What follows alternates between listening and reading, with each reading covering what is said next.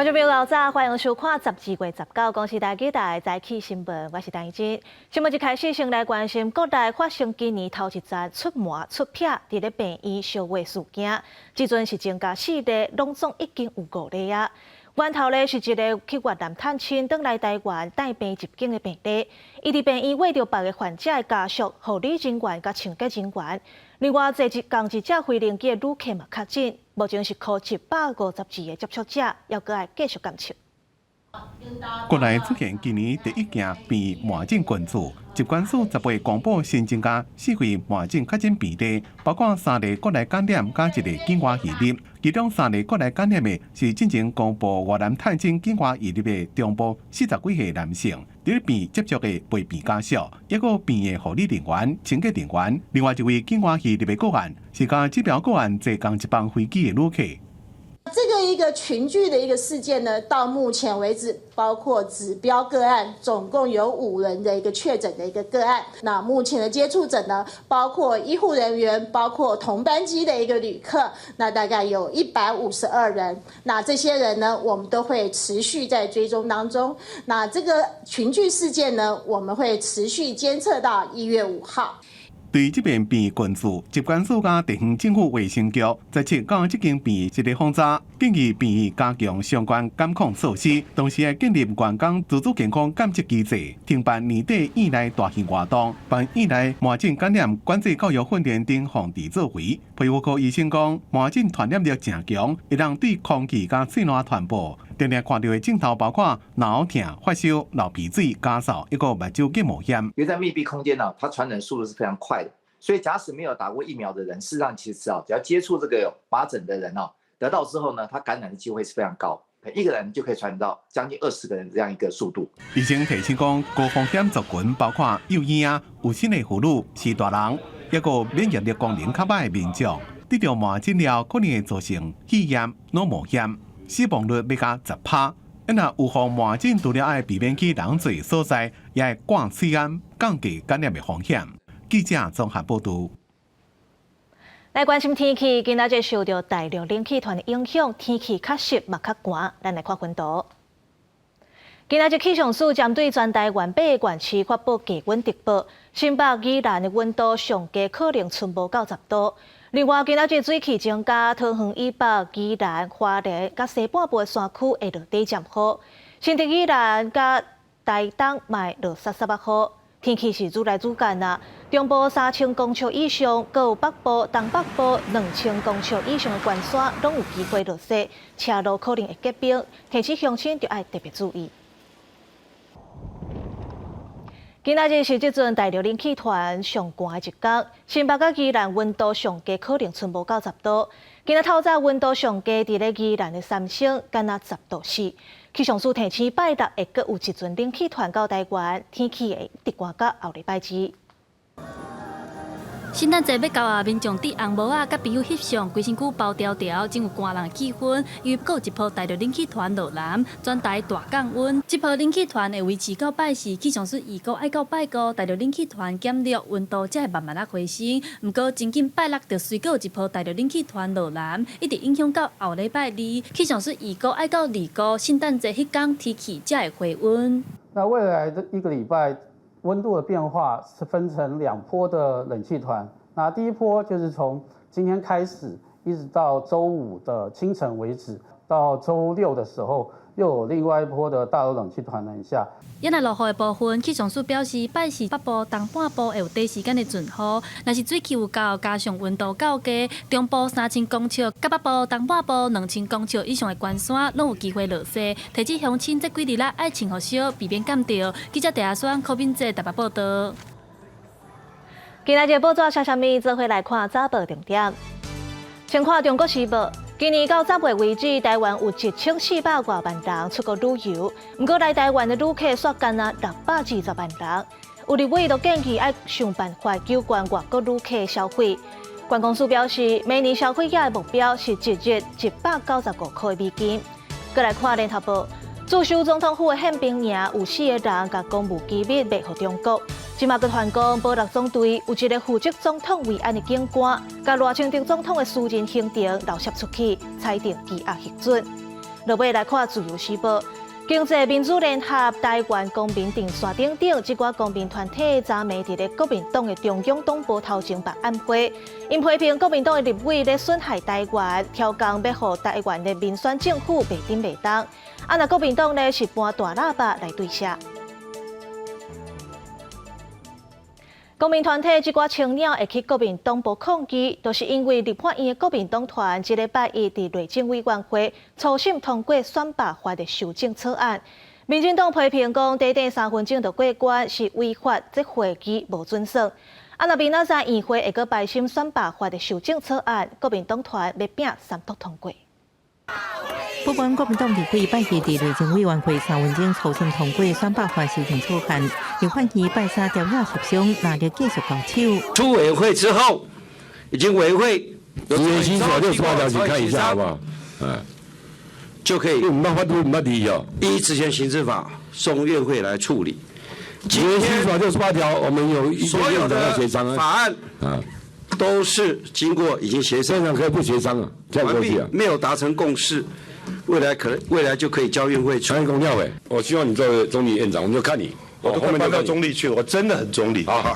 调解互相拼另外一边，因为民进党立委占做出台，空棒半一个内政委员会出现空棒，议用宣告会期延长到暗时12点的国民党籍调会，习近平下晡4点总算出现，完成技术路确认，告宣布继续开会。暗过在场内行政院秘书长姜明兴接到电话了后，甲相关官员离开。您是不是可以马上回来？我们现在会议要持续进行。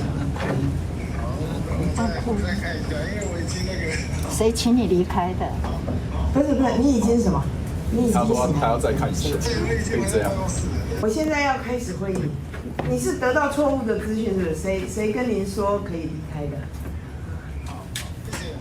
张总立委甲连对空气质询蒋不管提出谴责案，向下被三所有行政院有权拜五议会要排审选罢法、宪法诉讼法加在违法修法，国民党团要拼三读，提早伫议会外口备战。民团阁号召青鸟伫国民党部甲立法院就会抗议，对调解对立严重。洪城总统赖清德伫民进党中常会表示，希望立法院议案审查应该充分尊重民主定数，调解有更较侪时间空间讨论甲协商，才是真正民主制度。记者综合报道。咱台湾家己做的畅水南海鲲号到当时还未去海上测试，在签约的内容和进度无对等，引起质疑。国民党的立委提案讲，明年要甲明年的预算拢总抬掉。不过调解立委讨论无共识，今仔日第2轮的讨论会继续审这条预算。期待就是说，各位委员能够支持我们的潜舰国造。国防部长郭立强心情正沉重的发挥，立法院外交国防委员会18日伫咧审查明年度国防部预算，其中正受注意的将舰国造明年后续舰要甲21个预算，因为海军舰明年才当出海测试，在野党质疑也有风险。立委陈永康主张冻结预算。马文君是讲要全部删除。我之前已经也说过了，就是说在海测通过之前，就后续舰的部分，我们不会动用。如果这个时候没有办法来编列这个预算的话，当然会对我们潜舰国造这样以国防自主的这个方式来提升我们的战力，会有相当大的影响。如果要简列或者删除这一件事情呢，对我们以后武器的研发不但会有很大的影响，甚至对于相关的厂商，他也再也不要去跟我们台湾的政府合作。这个跟决心没有关系。这个潜舰国造是一个很好的政策，但是你有目的吗？你有方法吗？你有手段吗？你的合约框架是如何执行，细节如何规范？那中间如果中共犯台，你生产线停了，这个时候的合约还有保险这些东西都要讨论。对预算安怎处理，陈永康讲尊重会议主席安怎协商党团来决定。因那周俊光会是发函予立法院3大党团，讲担心将舰量产的计划若延后，对所有来买核心装备恐惊真不利。我觉得2年延宕还算是少估的了。以国外来看的话，可能会觉得说，你对于潜舰国造或国舰国造这一块的执行力度，或是说你到底是玩真的还玩假。第二个，就工程面来讲的话，它整个潜舰留下来的能量，人可能会散了。那到时候要再重新再来的话，整个经验传承上会有很大的阻碍啊。冻结与否，这个绝对是这个立院的委员他们的权利，所以我会觉得这边还是有赖于海军如何去跟现在的一个党团，或者是最基本就是国防外交委员会这些相对来说比较更为对国防更为专业的委员，能够有更多的互动。军事专家是认为，一切拢是以执行为主，回归到专业。也希望军方才会提出更加侪有说服力的资料，让立委或者是大众会当接受认同。记者综合报道。劳动部就业安定基金的争议引起讨论。昨立法院审查劳动部预算，在野立委认为，就业基金的争议伫咧理清楚进前，无应该审查劳动部预算，落尾干那审公务预算等等其他的部分。劳动部就业安定基金滥善用的议题引起讨论，尤其新局长针对就业安定基金5000多万使用无符合目的，要追回讲法，佫开始引发关注。立法院维权委员会18审查劳动部预算，劳动部长洪胜汉面对媒体追问，佫再重新强调未审调问题的态度。现在还没有收到审计部的正式的报告，对于就安基金的态度都是，我们绝对不会回避问题，我们也不会闪避现在大家所质疑的种种的争议。即阵的是，若为质疑讲，若准就业安定基金有5000万无符合使用的目的，依法劳动部应该向相关的人员提告追偿。认为佫有异议之下，不应该审查劳动部的预算。若为也对就业安定基金亏空200亿，要求劳动部说清楚、讲明白。要请教部长哦，他说这个就业安定基金现在亏空200亿。这尽量给哈，讲的亏损200亿是那个时候疫情期间，3年期间我们的收跟支之间有200亿的这样子的一个落差，但是这个就是基金。因为若为甲洪胜汉言辞互相拢真惨，立委呼吁讲会当采取保留等做法，要是要按照程序审查劳动部预算。民进党一个调委黄秀芳，落尾是决定18唔审查基金预算，干那审查劳动部公务预算等部分。就业安定基金的弊案，其实是透过媒体揭露的，而不是透过管理委员会，也不是透过立法委员。所以显然，这个管理委员会跟立法委员的监督权全都被荒废了。因为18是国际移工日，立法院审劳动部的预算，劳团是同时间到劳动部的外口陈情抗议，对立委暂时唔审查就业安定基金。劳团要求讲，劳动部应该要定期公布就业安定基金的委员名单，并且减免骗过较好移工的家庭交的就业安定基金的费用。记者综合报道。上新的消息来看，昨下晡5点外，台北市发生杀人的事件。一个醒悟科技大学18岁查甫学生，那像是因为感情纠纷，伊走去文化大学找另外一个20岁学生理论，竟然佫举菜刀甲人杀着伤，加在是无性命危险。即阵互依照杀人未遂来侦办。这个穿蓝色衫的查甫人手举一个菜刀，向戴安全帽的学生一直挖过去。文化大学的警卫挡伫咧中，掩过查袂了。文化大学学校边发生大路杀人，真侪学生拢惊着。我一抬头我就看到那个人，他拿刀要砍那个人，然后戴安全帽的那位同学，他的机车是倒在地上的，然后警卫在拦他们。18到5点外，95年厝的醒悟科大4刀的学生，甲93年厝的文化大学4楼的学生，敢若是因为感情的纠纷，约伫咧文化大学后门要谈判。卓姓犯嫌与刘姓被害人双方因感情问题口角纠纷产生嫌隙，而约定中华文化大学后门外理论。无想到讲4刀的学生举菜刀要杀人，警卫去甲靠近，想要甲刀抢来，并且通报学校的教官报警。被害人刀手被杀着伤，回1楼，嫌犯家己的刀手也受伤。警方甲2个人介护送医，好佳在2个人意识清楚成人，离空水填好了，上警局做笔录。你是为了感情吗？那个女的先找我。2人正经因为感情的纠纷，就不伫咧网络顶相骂，即便用菜谈判，才变做杀人的事件。警方依照杀人未遂罪嫌侦办。文化大学讲，学生和校外学生攻击受伤，学校已经进行校安通报，也通知学生的家长。记者综合报道。前几日台中传出有国校的棒球队教练性侵学生，即马阁逼讲这个教练的学长也捌甲查某学生性骚扰，目前阁伫咧台艺一间国校做教练。教育局表示，这案性骚扰有成立，嘛有处分，毋过嘛无符合无责任的规范，所以伊才会当继续做教练。台中市一间小学的棒球队教练，传讲长期对囡仔性侵、高吸影片，造成囡仔身心受到创伤。目前清查有31位被害学生，学校除了继续扩大稽查，也讲当初学校确实对无信任教育人员系统无做好清查的工作。他有C级的教练证，所以那个时候C级教练证的申办必须要减负行政单位的良民证。所以我们会相信他拿了C级教练证，他就有所谓的良民资格。这件案件犹阁伫咧调查的时阵，民代又讲，这位教练的校长也涉及对学生性骚扰，即马犹阁伫咧大雅区一间小学做棒球教练。从111年的1月份到现在还在任教，还在这个学校。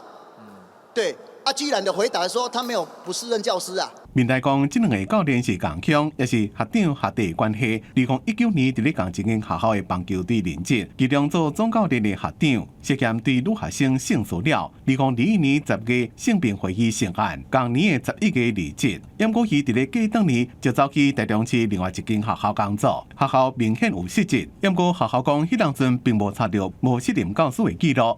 教育局也讲，这个教练无符合无适任的相关规范。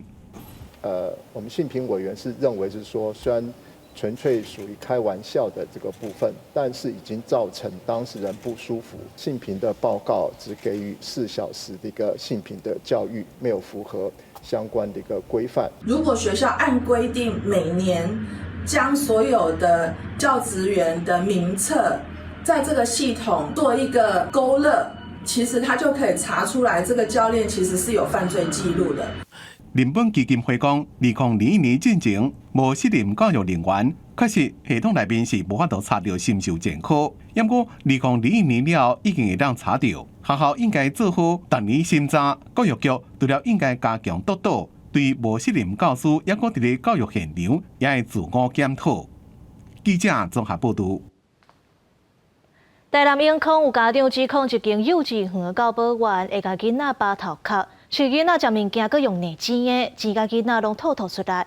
家长煞袂使看监视器的画面。教育局解释讲，是因为画面有翕到别个囡仔，才会有这款限制。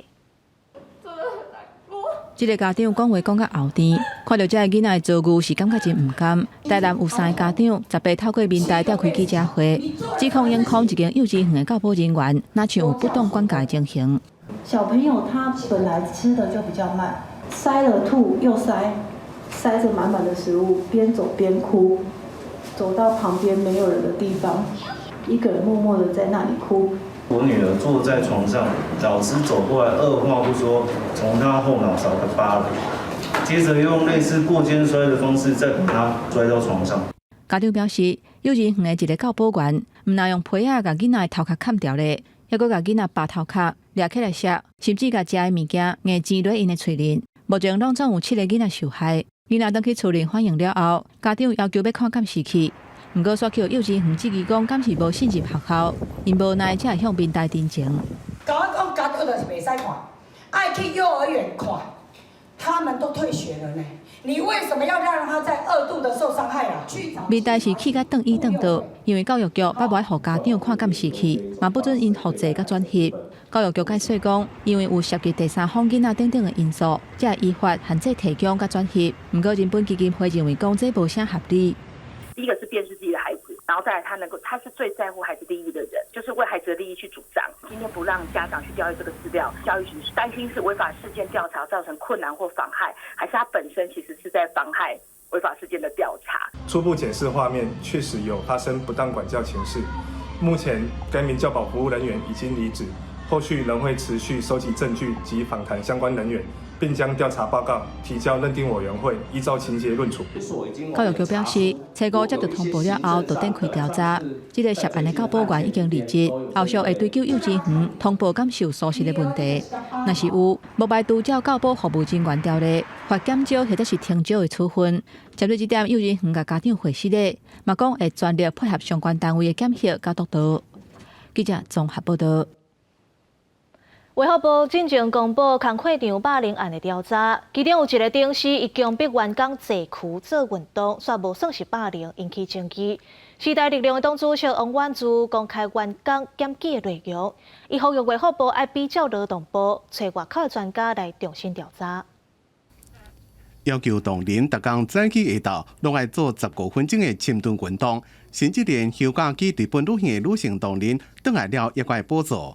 时代力量党主席王婉珠公布，卫福部长教师现一个同仁所检举的赖群组资料，显示司长徐建峰强迫推销健康操，和基层员工压力真大。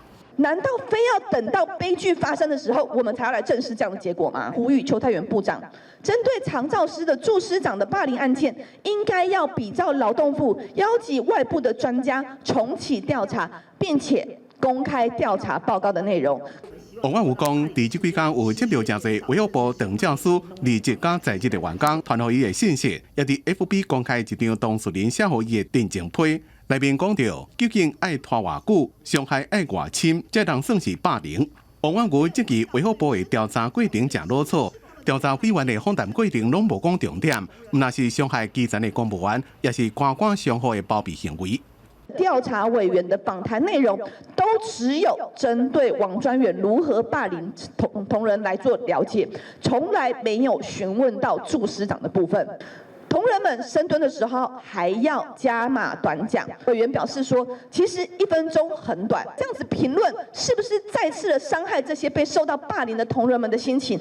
卫福部是回应讲，当事人并无透过这边调查程序公道回复，这个乃当透过原本所取得的资讯进行认证。若受害者正式提供资讯，有新的事情甲行政司就会搁调查。对于本案出现的新事证与新证词，本部将配合当事人之意愿，可协同律师或其信任的民意代表陪同，希望当事人可以正式提供相关的资讯，协助本部进一步审慎调查。卫福部重申，针对所有疑似霸凌的事件，只要有具体事情会当做进一步的调查，一定会秉公处理，袂纵容也袂冤枉，互大众一个事实甲真相。记者综合报道。来看中东的局势，叙利亚阿塞德政权倒台了后，以色列就趁机会去攻击叙利亚境内的军事目标，嘛占领两国之间的边境。以色列总理纳坦雅胡亲身去到叙利亚境内范围的欧门山，伊讲以色列军队会一直驻守伫遮。叙利亚反政府军推翻阿塞德独裁政权了后，以色列用无希望先进武器当一位极端组织手头做理由攻击叙利亚境内将近500军事目标。佮占领两个边境完全区，以色列总理纳坦雅胡第17去叙利亚上关山、欧门山巡视，而且甲以色列国防部长、军队参谋长甲其他官员伫欧门山开会，各翕影片发表声明，表示以色列部队会继续驻守欧门山。这是第一摆有以色列总理伫任内到叙利亚领土。רק קיבלה משנה תוקף בשנים האחרונות ובמיוחד בשבועות האחרונים עם האירועים הדרמטיים שמתרחשים כאן מתחתנו בסוריה. אנחנו נקבע את הסידור הטוב ביותר שיבטיח את ביטחוננו. 因为阿塞德政权崩盘了后，伫叙利亚境内发现一个万人蒙阿波。国际政权法庭检察官拉普第17表示，有证据显示这是前总统阿塞德政府运作国家主导的死亡机器。为2013年以来推出超过10万人受酷刑，而且被杀害。受害者毋但是叙利亚人，也有赴美国、英国等外籍人士。这是为二战纳粹以来毋捌看过严重暴行。根据收到资料显示，亲像安尼大规模的蒙阿波，恐惊也有66个所在。هنا كانوا يجيبوا إنه جثث ويدفنوها، عرفت شلون؟ كانوا يجيبوه بس هلا بيحفروا أبر، كل أبر ينزلوا له 5 6 ويطموا هدول اللي هون. في هنيك كمان هنيك جوار كبيرة وبيجيبوا يعني بالبرادات كانوا. 纳普补充讲，除了要查出2013年叙利亚人遭到大屠杀的真相以外，恐惊这每一个老百姓拢受阿塞德政权的恐吓威胁，而且对遐原本也有一丝希望。随着失踪人口受害者家属来讲，伫看到这网报了后，噩梦完全破灭。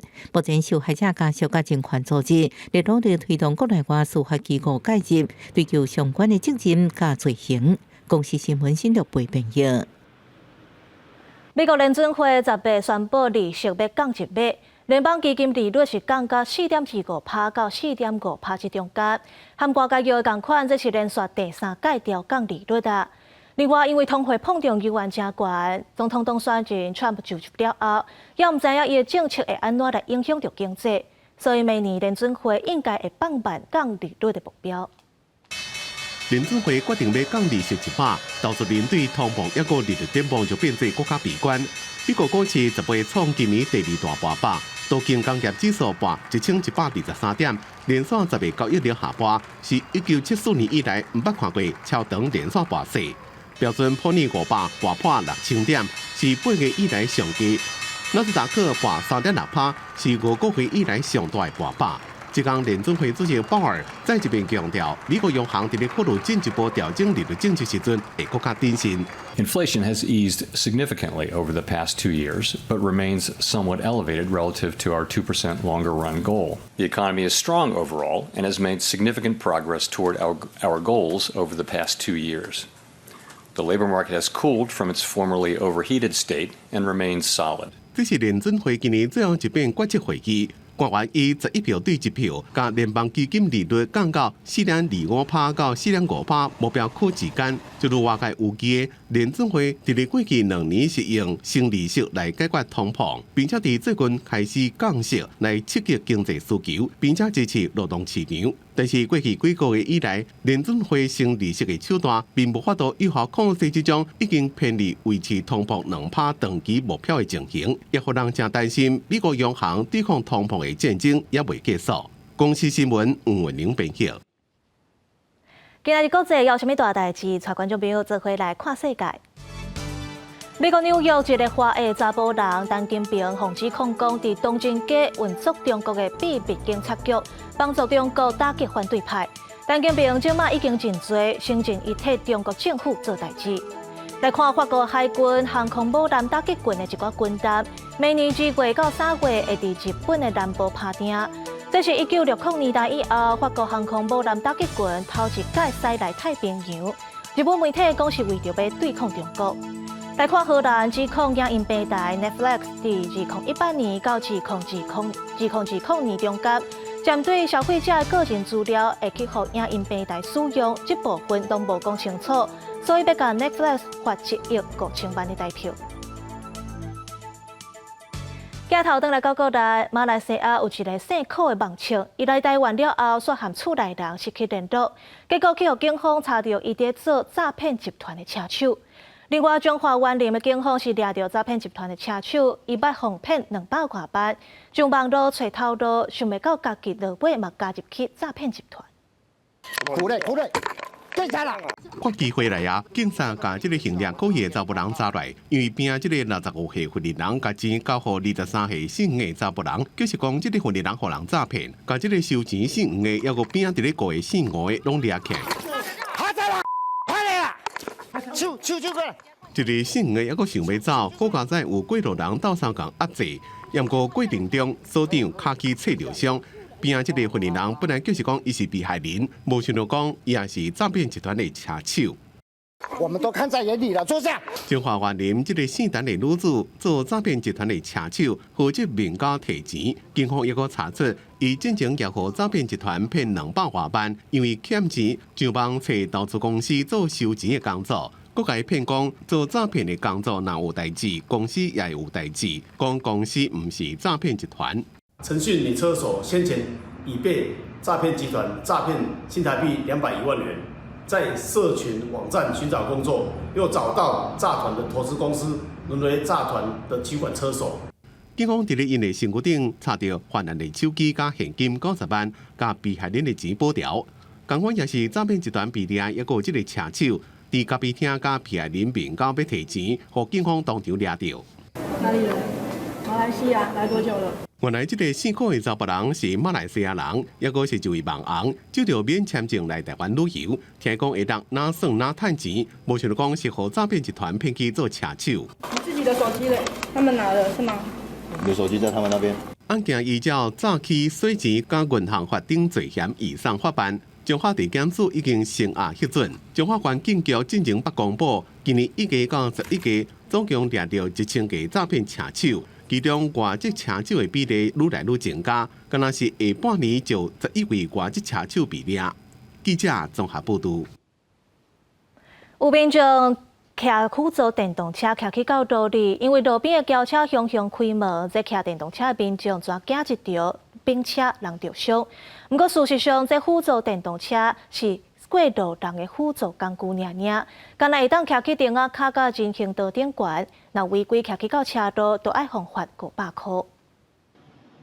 驾驶拍开车门，后壁的车踹一条，赶紧动力，当场就摔伫涂骹。受伤的民众使用的就是这只医用的电动代步车，伫车路定定看到。不过，安尼走伫车路到底有问题无？应该是不要了，这个他现在也没有造成什么样重大的违规啊。当然很危险啦，因为跟马路上的车速实在是差太大了，而且不像汽车外面有车体可以保护。这种代步车解决新障者来来去去的无方便，也愈来愈侪时代咧使用。只是按照法规，官方列做行人的辅具，敢若会当伫顶仔卡人行道使用。若是伫车路走，就是违规。系视为行人活动之辅助器材，于道路上应遵守一般行人之管制规定。违反行人用路规定，得依《道路交通管理处罚条例》第78条处500元罚款。还是有一寡人对法规无清楚，一时疏失，走去哩车路，不过有一寡情形煞是互别的走去车路顶。常见人行道上得去，但是走到末端遇到障碍物，我们就下不来。那我们必须要在很窄的90公分的人行道上要回转回头，又要回到起始点。还有就是人多的地方啊，这个脚踏车的违规使用。人行道的障碍真多，道兵团指出，交通号志的条仔、台电变电箱拢是阻碍，尤其佫有机车违规停车等等的困境。这款文具的应用，除了爱强化使用人法律的观念，安怎完善交通的设计，也袂当轻视。记者综合报道。台南有民众买山鸡肉，还未透开，就发现内底有一粒金色的螺丝帽。嘉义县卫生局接到通报，随去太保的食品厂稽查，业者嘛强调讲，因当咧调查，看倒位出问题。民众拍开这传统的点心沙鸡肉，内底有葡萄干、有杏仁，拢是真正常的配料。不过，这个还未透开的沙鸡肉内底，竟然出现金色的螺丝帽。为什么这个葡萄干怎么是亮亮的这样？我一看说，哇！怎么有一个螺丝帽在里面这样？那我就觉得说，我就把它先留下来。还好小朋友他要我们帮他拆，那他不会拆，所以我们就把它没有拆开的状况之下，原封不动。到回伫夜等一进前办活动，准备沙鸡肉做点心。不过，咱未透开来食，就发现有螺丝帽伫内底。虽然后来有甲食品公司联络，不过得到回应算是真冷淡。他要我寄回去给他，然后他寄一份回来给我，我很诚心说好，您在哪里，我过来回收，我来亲自跟您道歉。我觉得这是很合理的。实际到这间伫嘉义太保的食品公司，业者强调，因当内里称是生产过程的多一个部分出问题，卖国加强管控品质。我会去对那个生产和制造的过程做了解，那会对消费者做完全的负责任。那本局立即派员至现场查核，那看查核结果，再依食品安全卫生管理法办理。有螺丝帽的沙鸡肉还佫伫咧消费者处理，嘉义县卫生局嘛到食品厂稽查，后续会佫依照稽查结果来办理。记者综合报道。全台湾鸡卵的生产量伤济啊，所以中华县为后礼拜开始，学校中昼顿一礼拜会加食1点卵。本地是提供农场的卵，却因为食安的问题，拢要改做细酸卵。县长王惠美甲小学生做伙做鸡卵的料理，要来推测鸡卵营养。国内鸡卵目前生产过多，中华县饲鸡数量济，为着鼓励大家尽量食卵，县府宣布12月23至明年1月17。高中甲国校的营养午餐，会为目前一礼拜一个学生3粒卵，搁增加1粒沙的卵或者是茶米卵。那最主要就是希望孩子们有充足的蛋白质，能够呢更加的健康。是这起在中国小的中央厨房，营养师准备甲鸡卵饼送入去烘箱。伊赞成每一班拢增加鸡卵，毋过进前敢若提供牧场的卵，惊会有鸟仔屎等等污染的物件，较会有食安的问题。向管府甲厂商反映了后，即卖会改做提供洗选卵。我们在使用的过程当中，在打蛋的过程当中，可能鸟屎或者是那个就是污染物会把它掉进我们的蛋里面。那为了安全的话，我们就是跟厂商那边强烈的要求，我们一定要用洗选蛋，才可以符合我们的食品安全标准。彰化市卵鸡的农民陈秋娣表示，今年差不多拢无禽流感的疫情，全国饲鸡的数量甲每一天鸡卵生产的量是拢创下新高，产量过多煞消袂去。彰化县营养午餐增加食鸡卵的措施，伊认为应该扩大到全国。鸡3700万只嘛破纪录啊！生产量13万，一天13万5千箱嘛，拢破纪录啊！扩大去实施，讲尽量把这个能给消透出来。不过，彰化县府的政策，农业部长陈俊贵讲，卵的介绍会因为无共季节介绍有变化，会尊重市场的机制，袂全国地咧办理。记者综合报道。中国社群平台有人是假做台北故宫博物院的官方，咧卖故宫的周边商品，这可能会影响到故宫的收入甲形象。故宫表示，目前正咧调查对方卖商品是为倒位来的，嘛已经透过中国法院提起诉讼，要求假口子爱关起来，嘛就爱赔偿。国立故宫博物院，互人号做故宫三宝之一的翠玉白菜，就算是上班日，也是啥袂少民众来看。但是有立委发现，伫咧小红书即寡中国社群平台，有假口做使用故宫的名字，咧卖翠玉白菜即寡故宫典品的周边商品。就连拄出版的2025年腊日也有咧卖。有一个台北故宫交流中心在贩售这个故宫文物的这些资料跟授权然后呢还得到这个蓝勾勾官方验证那等于是在假装帮故宫在卖它的文物的授权，而这种情况越来越严重，当然就会影响到故宫的自己本身的收益。趁钱的拢是别人，开钱的拢是咱，安尼袂使。点开即寡假的故宫口罩，毋若咧卖商品，搁一个小界展览品，假做哪像是真的官方口罩共款。故宫表示，目前也无清楚对方卖的商品是仿的，也是透过管道买故宫的正版商品摕去遐卖。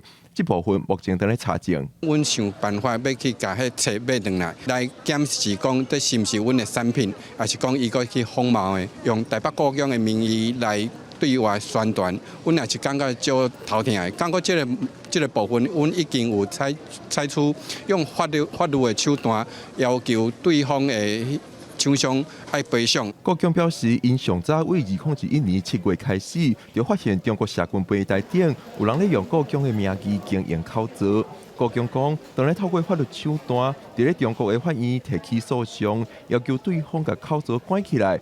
无名诈骗的部分也要求赔偿。目前相关的诉讼正在进行，要来等待判决结果。记者阮林玉凯台北报道。高雄茶山西海岸报道，有一搭军事碉堡，煞互人乌白喷漆画图。警察查到是2个21岁查甫人，因趁无人的时阵来遮乌白画。目前这2个人是已经移送法办。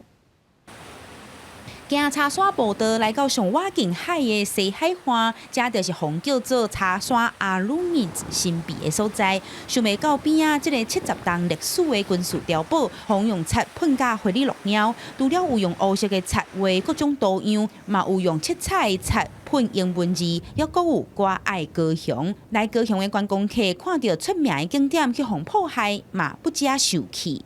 教歹囡仔大细啊，而且咱伫佚佗的时阵。伊予咱的是一种真美丽的景色，爱因为你的行为破坏这个环境。爱甲处分一下，敢若罚钱无够，爱来种真够的作用，无大家拢会学啊。啊，遮水的风景啦，画甲呢，足歹看呢，足无彩呢。寿山国家公园的巡查员伫咧11月底巡逻的时阵，就发现碉堡去互喷漆。警方调查山八卦机监视器，发现有2个查甫人对轿车落来，搁炸一袋物件行入去碉堡，真有嫌疑。顶礼拜就伫咧桃园甲高雄掠到这2个21岁查甫，伫咧其中一个人厝内底嘛找到7管喷漆的管啊，2个少年人拢移送法办。它本身它就有原先的功能跟原先的样子，那现在目前被人家在上面涂鸦，我们希望就是后续我们会再处理让它恢复到原先的样子。高山分局嘛提醒，虽望碉堡目前废弃啊，毋过乌白乱造，破坏国家自然公园的设施，这种行为违反国家公园法甲毁损罪，毋但爱罚3000块，上重阁会当判2年有期徒。记者柯昭勇高雄报道。屏东路中附近有民众甲奥多摆停伫咧人行道顶悬的机车架，煞互开罚单。经过民众申诉，才发现讲这停车架伫咧今年7月拢已经腐掉啊，煞因为这架线无ful清气，害民众误解。即马警方表示，这段期间900多张违规停车罚单全部拢会撤销。机车停伫机车架，民众煞收到600块的违规停车罚单。原来涂骹铺设的停车架，进前已经互涂销，但车架线还是非常的清澈。民众停伫遮互取缔开单，不服提出申诉。这个停车格哈，他说他们搬下去以后，那个配套测试都做完了，就说他们都涂掉了。结果我看那个哪里有涂掉，很清楚嘛。涂销无完全互误会是停车架，18倒来到现场，停车架已经重新涂销，但因为地点伫屏东市公园路屏东路中边仔的人行道顶悬，附近有百货公司甲病院，人车真多。重新涂销进前，已经有真侪民众误停受罚。上次就被拖掉一次，现在不知道停哪里。你看，民众找民代顶前，认为其他误停的人嘛应该做伙撤销罚单。警方解说，架线搁低的是因为7月涂销的时阵线无完全抹掉，会撤销当地7月22到9月28的误停罚单。7月22日开始施作哈，然后线体没有打磨完全那个涂销的状况。已缴费的案件会逐笔的来通知民众来退费。另外未缴费的案件由警察单位通知民众外这个会通知这个裁决单位办理相关的一个违法作业。根据统计，这段期间因为民众误停开出的罚单总共991件，警方表示会甲监理站协调，简化后续的撤单程序，让民众唔免阁提出申诉，减少困扰。记者陈环宇、面交管屏东报道。经济部针对全台湾活动的断层和受影响的范围进行地质敏感区的调查，进前有公告3区伫咧台南、台东佮南投。那最近嘉南地区是接地动，伫咧断层大居民表示，就算逐年拢有风灾演练，嘛也是会烦恼。断层带是在这个中间，我们评估之后画出来的这个带状。就是敏感。伫活动断层为范围，经济部地控中心上新公告3个地质敏感区，包括台东的日吉断层、南投的初乡断层，加台南的口小里断层。我拢有咧防灾演练，嘛是加减会烦恼啦吼。太袂烦恼系啊。拢讲伫这，我嘛唔知啊。阮会当讲咧地摇，迄几工啊摇4遍，我惊要死啊！拄着种大地动，知影讲要安怎走啦。卡啦嘛，要安怎走？到伫咧断层附近的民众讲会担心。根据气象署地动预测中心的资料显示，今年嘉南地区已经侦测到121件地动，其中明显有感地动25件，小区域地动96件，总数是2023年的4倍。今年花莲控诉控山地动了后，嘉南地区也一直传出困境。专家讲，台湾西部座山带地壳甲少年因为破碎，定然引发地动。嘉义、台南这个区域的地震的频率是特别高的，是北部的这些桃竹苗啦、台中啦、高屏这边大概是它的10倍以上啊。但是它的地震的以过去的经验来讲，最大的地震大概规模5点多，当然也有6点多的自灾的这种造成灾害的地震，但是这种频率上来讲，大概是20-30年才一次。经济部地控中心讲，危险地质敏感区是土地开发、防灾加保育的重要资产。公告就是要让民众对土地有了解，提早准备。一条断层划设它的地质敏感区，可能要花到3到5年时间。早年调查的人力不是很多，再加上台湾经济发展非常快，很多地方马上就开发了。现在你才发觉说，在敏感区里面，不要担心，之前这些建筑技术的规定都有提升了，尤其921之后。民众若想要了解家己的徛基是毋是伫咧团战大附近，用去到台湾团战活动查询系统查。地控中心也强调，地质资料是公共财，希望中央甲地方政府应该加强在地沟通，做好风险管理。记者综合报道。中华空指标头前有一张种50年的老青仔，因为破病要甲撤掉。不过民众认为讲这决定伤过落错啊，政府应该爱有更较周至的做法。中华空指标头前的老青仔，也会当看到民众送别的卡片。这张树龄50岁老青仔因为破病，县府经过评估，决定甲青仔树刷掉。附近民众甲护树团体知影了后，真唔甘，希望会当有其他补救的方法。现场查看嘛，发现伫排水、修剪树仔方面可能有欠点。因水呼吸更没有办法呼吸，然后造成它的主根系烂掉，然后也有一个可能性就是之前有断头修剪过。撤掉我感觉无采啦，这张树仔伫空指标遮尔久吼，在地的民众对伊拢足有感情。民众有打电话咧，希望讲树仔会当加保留啊，移除吼，因为感觉工作唔甘的，希望讲看会使佮继续甲移除吼，互伊一个机会，看会当存活，继续留咧安尼。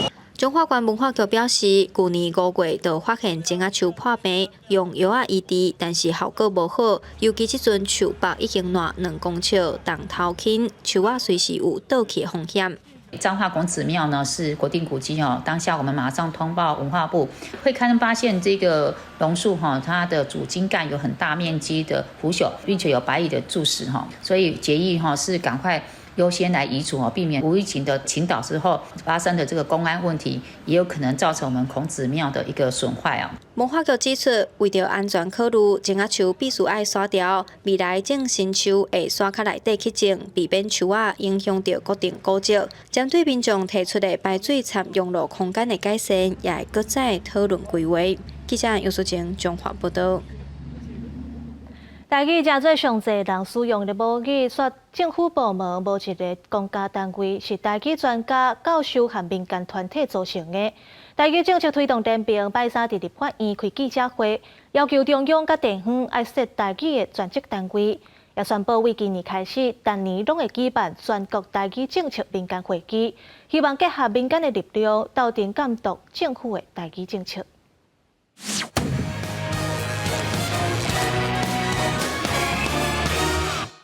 台湾国家正常化，台语学进未暗花。大声发出台湾人的心声，这是台语团体专家教授组成的台语政策推动联盟，站出来呼吁政府爱检讨台语政策。因表示，目前有一寡有意识的台语家庭伫厝内对世世讲台语，不过这个台语家庭的囡仔若送到学校了后，找无朋友通讲台语，就会开始讲华语。有台文系教授认为，这款断层甲学校的教育有关系，建议政府推动伫幼稚园、国小1、2年啊，使用全台语来教学。即马就是无尽用华语去教所有的科目，这唔才会互大家人用华语讲啊遮尔好，嘛是要颠倒过来用台语去上华语，还是用台语去上英语，那会袂使，对无？根据109年内政部的统计，6岁以上主要使用华语的族群是66%，使用台语是31%，使用客语的族群干那1%，关注民语是0.2%。安尼看起来，使用台语的人口是真济。不过详细看调查，会当发现6岁至14岁使用台语的族群干那7%。联盟认为台语断层失传甲教育有真大的关系。目前国校学生一礼拜干那上一届本土语言课程是无够的。另外，联盟有指出，关注民语、客语伫行政院下面有关民会、客委会这款专职的单位，不过台语却无，呼吁中央、地方政府拢爱成立台语委员会。客家甲原民因为都已经有中央的客委会、原民会甲地方各县市的客家原住民的什么处、什么局，台语完全拢无。这对这个有传承危机的语言来讲，是足大的一个应该是讲咱爱去注意的代志。联盟指出，1915年时，日本政府有做一份调查，显示当时有8成的台湾人母语是台语，不过到2004年，台湾敢若剩3成的民众认为台语是因的母语。为着要把母语扣回来，台语政策推动联盟会伫咧12月2日举办全国台语政策民间会议，邀请各界做伙讨论，结合民间力量，斗阵监督政府的台语政策。记者陈阿双、柯斌哲台北报道。为着要鼓励少年人用母语创作影视作品，做伙来记录台湾这块土地水，台语台第3届微电影创作比赛宣布开始评选，这首奖的奖金有20万。老师讲要教台语啊？无啊，你爱甲你若讲客话啊。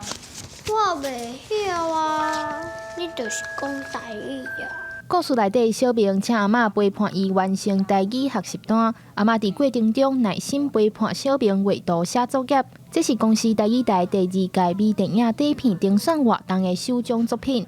公司台语台第3届的微电影评选起稿无限制题材。这个比赛影片长度规定5分钟到10分钟，首奖奖金有20万。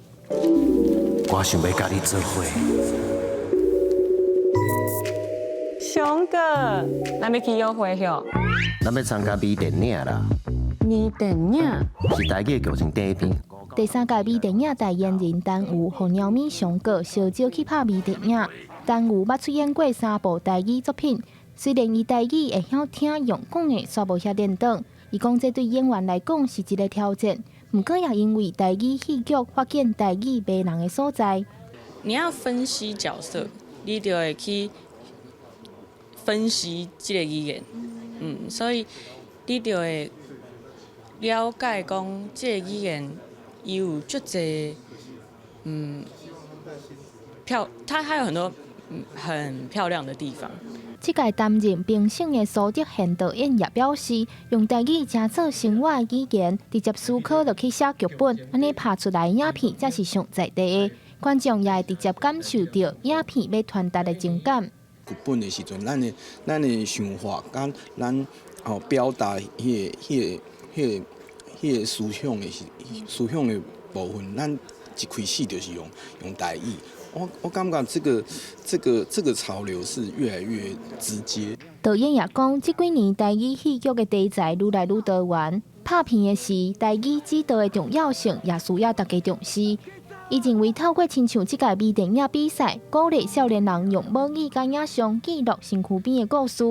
第3届微电影底片评选对12月18日起稿，希望愈来愈多人做伙用台语绘出好故事。记者张家嘅曾俊佑台北报道。12月迎接耶诞假期，法国要伫凡尔赛宫办一场有古早味的跳舞会，大家拢爱穿顶一个世纪的礼服，要带大家回去到上繁华的1929年代。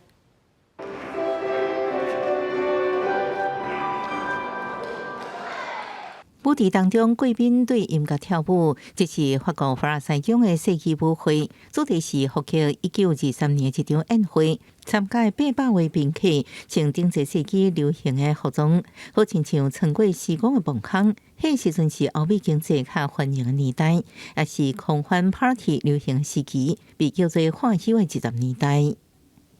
Parce qu'en entrant au château, même si moi j'y suis allé plusieurs fois, j'avais l'impression de le redécouvrir aussi un peu. Donc, c'est une autre ambiance. 除了跳舞现场，也有歌剧甲劇情表演。也个人为窗仔看到花园内底宴会秀，毋过安尼浪漫代价无俗，门票一张爱6889.17台票。公司新闻由派准编译。天气玻璃仔来看今仔日各地台温度。北部地区12度到14度，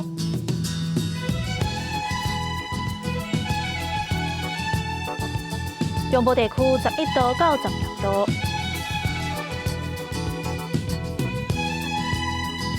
南部地区12度到21度，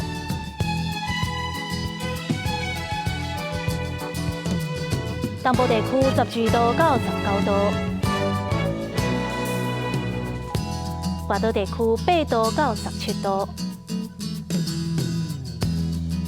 各有未来3日的天气。